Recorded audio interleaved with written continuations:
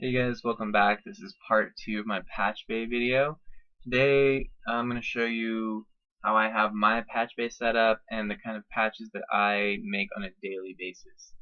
So to start out, my first 8 pairs I have set to normal, and your normal patches are usually going to be your microphone to your microphone inputs. So my top row here on the back I have left open because I don't always need 8 microphones to record at a time.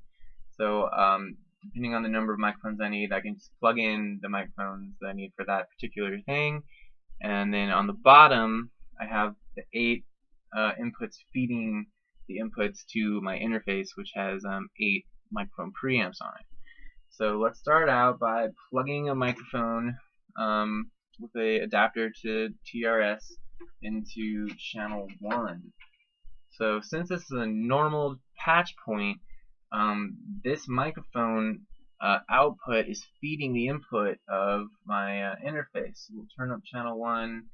Probably won't be able to see it, but we've got signal coming in on channel 1, be it a weak signal. So since it's a dynamic mic, I'm not getting as much signal as I would like. I want to patch it into a preamp.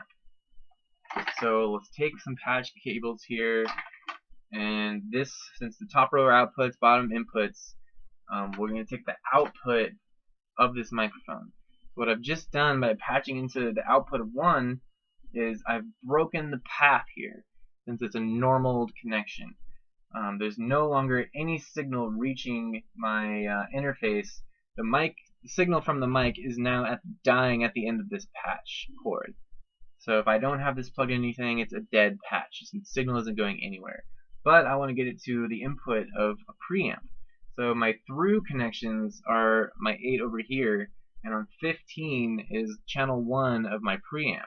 So remembering the top row is outputs and the bottom is input, we're going to put it to the input on 15, which is my preamp channel 1. So now if I open up the preamp a bit, still probably won't be able to see the meters, but I have signal coming in at my preamp when I hit the mic. So now I still don't have any signal getting to my interface, so I'll need to patch out of the preamp and go into an available channel. Like if channel 1 on my interface wasn't working, I could send it to 2 through 8. There's any kind of possibility. So let's just say channel 1 isn't working, so we'll go to 2. Open up the preamp on 2, tap the mic, and we got the signal after the preamp hitting here. So that is like the most common way that I use this Patchbay, is just getting mic signals to line level by going to various preamps or anything else. So yeah, these are my top row on here is my mic lines where I plug my mics in 1 through 8, and on the bottom 1 through 8 my mic inputs, which feed the inputs of here.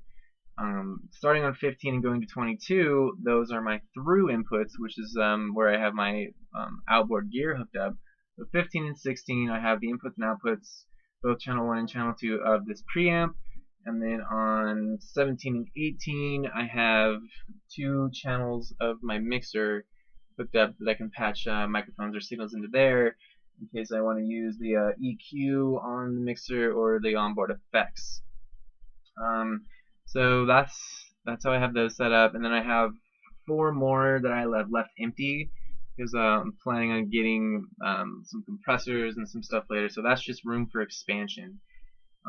So then moving to my half normal points, I have 5 available slots that I left myself, and I've only used 2 pairs. I have the output of my interface feeding the top here.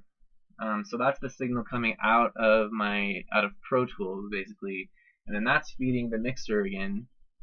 It's going to 2 separate channels, and that's just so I have control over my monitors here with a faders instead of just the knob on my interface. So I have my mutes and cuts, and I can switch between left and right much easier.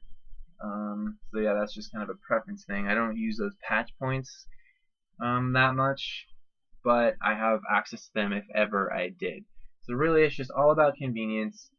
Having one of these will make your life much easier if you have a decent amount of hardware gear. And also, when you have people to record and you just start patching things together, it makes you look like such a professional and just like you know what you're doing, and it's just fun to do.